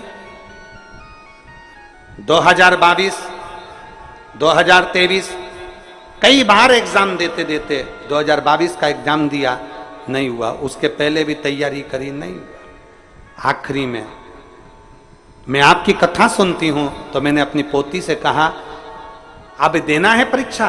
कहे अब मेरा मन नहीं है एग्जाम देने का। मैंने अपनी पोती से कहा, ऐसा ना कर। वो सियोर वाला महाराज कहता है कि पशुपति व्रत करना है, 1 लोटा जल चढ़ाना है, और जितनी पढ़ाई पहले करी उससे 4 गुना पढ़ाई ज्यादा करना। मेरी पोती ने पशुपति व्रत किया। मेरी पोती यहां कुबेरेश्वर धाम पर आई, बाबा का कंकर शंकर पूजन करा। और मैं बाबा को धन्यवाद देती हूं कि मेरी बेटी ने सोच लिया था कि अब मैं एग्जाम नहीं दूंगी, तब मेरी बेटी ने 2023 का एग्जाम दिया और नीट में पास हो गई और भोपाल से MBBS कर रही है। मैं बाबा को यहां धन्यवाद देने की। एक शिव तत्व में आपकी अविरल भक्ति जिस दिन प्रबल हो जाए, विश्वास जिस दिन प्रबल हो जाए, भरोसा जिस दिन प्रबल हो, उस दिन शिव को मिलने में देरी नहीं होती। आपका भक्त आपको कहां पाए? आपका भक्त आपको कहां पाए? शिव जी कहते हैं, अपने भीतर मुझे पाया जा सकता। अपने भीतर मुझे पाइए, अपने भीतर।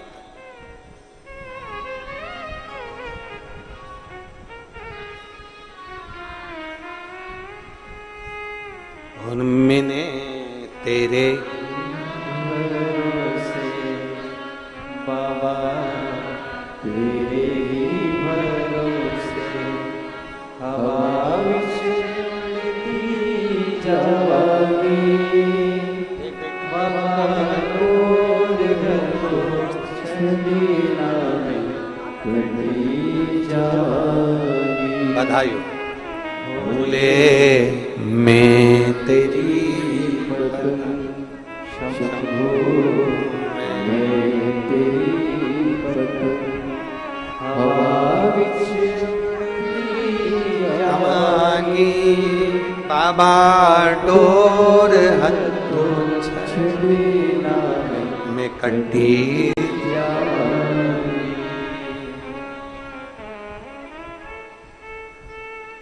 भीतर से परमात्मा को ढूंढ निकालो, भीतर से। बाजार कौन कौन जाता है आप लोगों में से?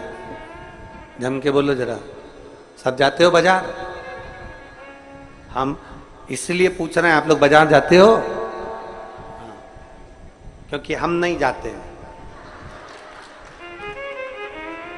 क्योंकि हम बाजार जाते हैं तो बाजार वाले हमें घर छोड़ जाते हैं, हम नहीं जाते।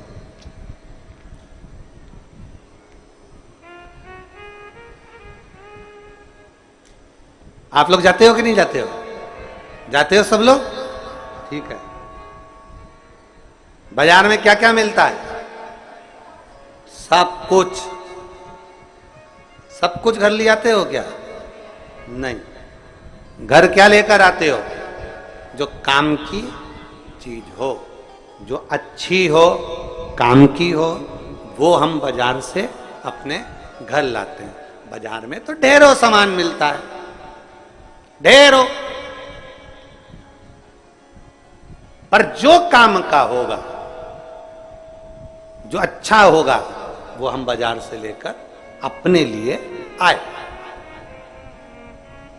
फालतू अटाला तो उठाकर नहीं लाए हो, अरे बोलो तो जम के, फालतू चीजें तो लेकर नहीं आए हो।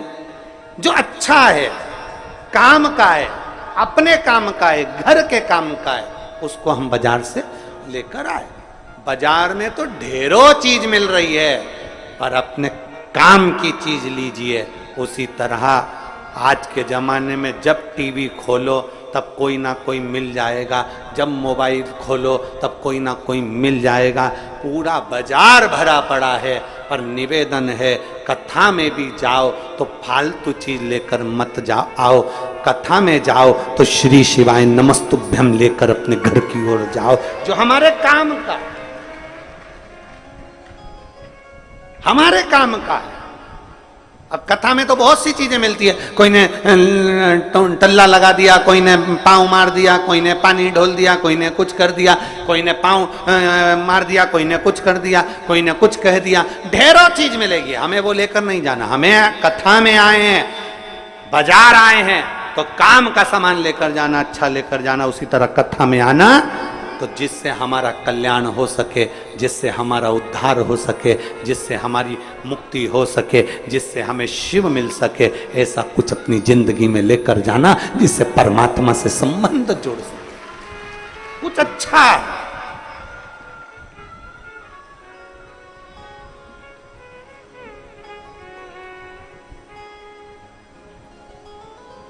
अब सौंप दिया इस जीवन का जब भार तुम्हारे,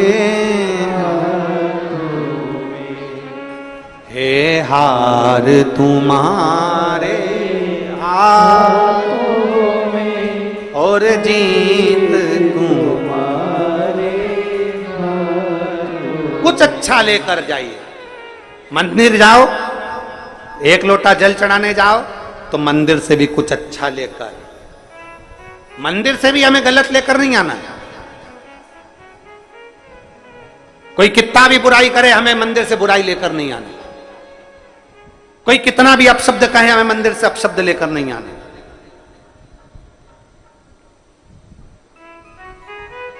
शरीर क्या है?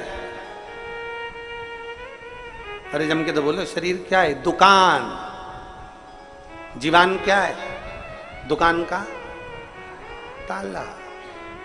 दुकान बंद रहती है तो मालूम नहीं पड़ता ये काय की दुकान है। बोलो सही है कि गलत है? दुकान बंद रहती है, मालूम नहीं पड़ता ये काय की दुकान है। दुकान का ताला खुलता है ना, तब मालूम पड़ता है कि दुकान काय की है। शरीर दुकान है, जीवन बोलो बोलो जम के बोलो जरा, ताला है। जब ये ताला खुलता है, जब ये जीवान बोलती है, तब मालूम पड़ता है कि सोने की है, चांदी की है, हीरे की है कि कोयले की है। बोलने से मालूम पड़ता है कि व्यक्ति कैसा है। बोलने से मालूम पड़ता है कि इसकी दुकान में माल कैसा है, इसके अंदर कोयला भरा पड़ा है कि सोना भरा पड़ा है। उसके बोलने से मालूम पड़ता है, बोलने से।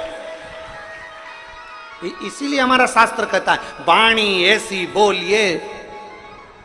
तुम लोग बोलो जरा अच्छे से, वाणी ऐसी बोलिए जो मन का आपा खोए। पर आज के जमाने में वाणी ऐसी बोलिए जो जम के झगड़ा होए, पर उससे मत बोलिए जो तुमसे तगड़ा। क्यों बोल? ये जीवन हमारा ताला है, खुलता है, मालूम पड़ता है कैसा है।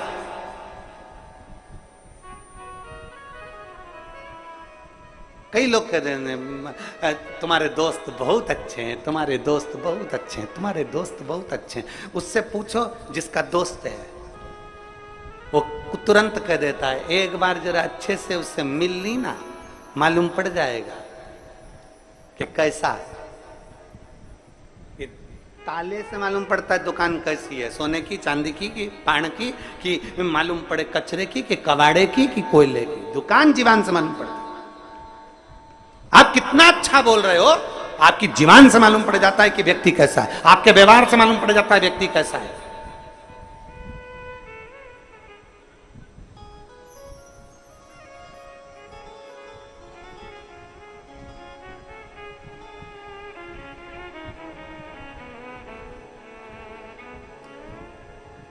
आपकी जीवान बता देगी कि आप वाणी ऐसी बोलिए। और निवेदन है आप सबसे, जितने शिव महापुराण की कथा को आस्था चैनल के माध्यम से सुन रहे हैं, जितने फेसबुक यूट्यूब पर श्रवण कर रहे हैं, जितने विठले सेवा समिति के पेज पर कथा को सुन रहे हैं, और जितने पूरे विश्व में बैठकर जहां जहां बैठकर कथा को सुन रहे हैं, उनसे निवेदन है इस जीवान का प्रयोग श्रेष्ठता में करें। श्रेष्ठता। अगर नहीं फालतू बात, अगर तुमको ऐसा लग रहा है कि बहुत जीवान फालतू बात बोल रही है, तो तुरंत उसी समय पर चुप हो जाओ, मौन होकर अपनी दुकान में ताला लगा लो और चुप बैठ कर श्री शिवाय नमस्तु, श्री शिवाय, श्री शिवाय, श्री शिवाय। राम सीताराम, राम नाम, कृष्ण नाम, शिव नाम जिह्वा से उच्चारण करना प्रारंभ। बिदल उत्पल असुर हैं, पार्वती मैया को देखा और देखते से ही उन्होंने पहला शब्द बोला। जो ये शरीर की दुकान ताले से मालूम पड़ती है, उन्होंने पहला शब्द कह दिया। पार्वती जी को नहीं मालूम कि ये असुर हैं, पार्वती जी को नहीं मालूम कि ये राक्षस हैं, पार्वती जी को नहीं मालूम कि असुर प्रवृत्ति के हैं। पार्वती जी ने तो जीवान से पहचान लिया, जिह्वा से। पार्वती जी जिह्वा से पहचान, जीवान से, जिह्वा से पहचानी मां।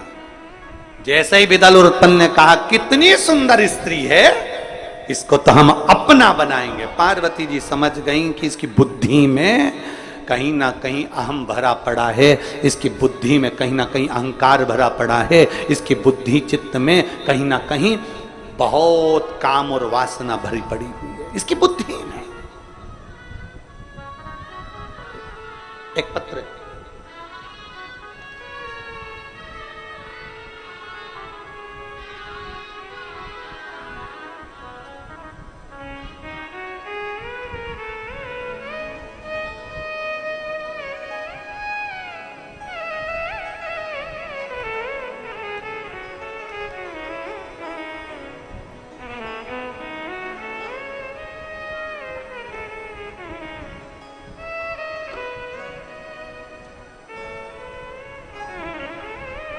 मेरा नाम कविता शर्मा और मेरे पति का नाम राजकुमार शर्मा। मैं सुजानपुर जिला पठानकोट से आई हूँ। कहीं बैठी हूँ तो हाथ हिला सकती हूँ। मैं कविता शर्मा, मेरे पति का नाम राजकुमार शर्मा। मैं सुजानपुर जिला पठानकोट से आई हूँ। आप ही हैं? आ जाओ, दोनों आ जाओ, बेलपत्र लेने के लिए आ जाओ। बाबा, मेरी लगन मेरे भोलेनाथ जी से ऐसी जुड़ गई आपकी कथा के माध्यम से, मैं वर्णन नहीं कर सकता। गुरुजी, मेरी किडनी 2 साल से खराब, मेरी किडनी काम नहीं करती। डॉक्टर के हिसाब से मेरी किडनियां दोनों बेकार, कुछ समय की महम है।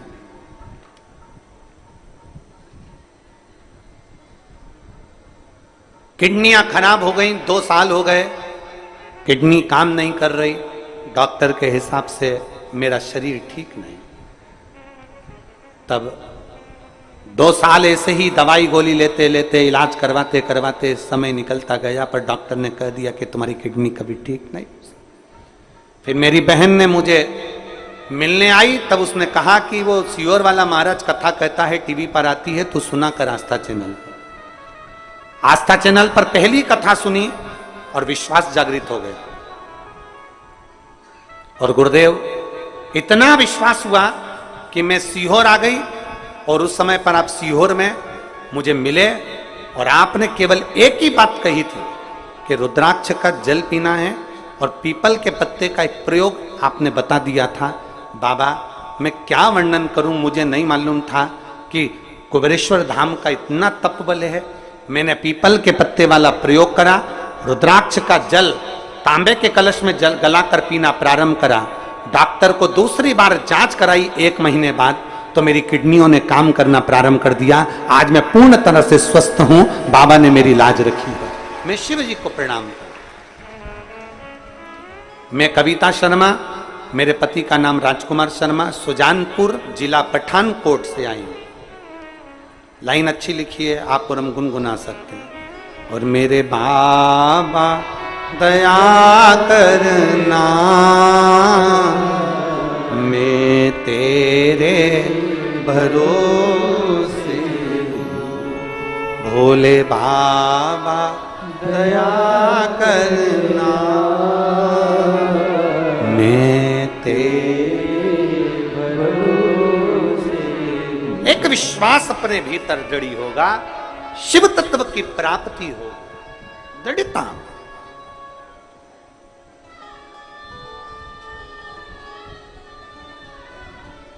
शिव तत्व की विदल उत्पल को वाणी से माता पार्वती जी ने पहचान लिया, इनकी शब्द से, इनकी वाणी से। क्रोध आ गया मां जगत जननी जगदम्बा दुर्गा भवानी को, क्रोध।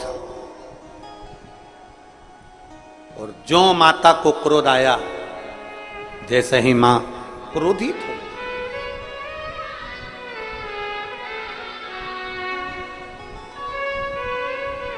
अपने स्थान पर बैठकर भगवान शिव जी से अपने मन की बात बड़े भाव के साथ दिल से बाबा को प्रार्थना करना है।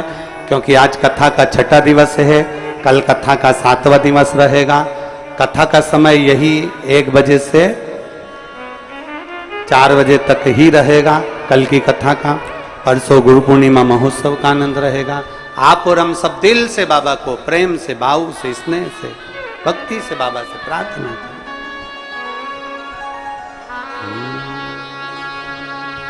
श्री शिवाय नमस्तु, श्री शिवाय नमस्तु, श्री शिवाय नमस्तु, श्री शिवाय नमस्तु, श्री शिवाय नमस्तु। भोला सब दुख काटो, ओ भोला सब दुख काटो।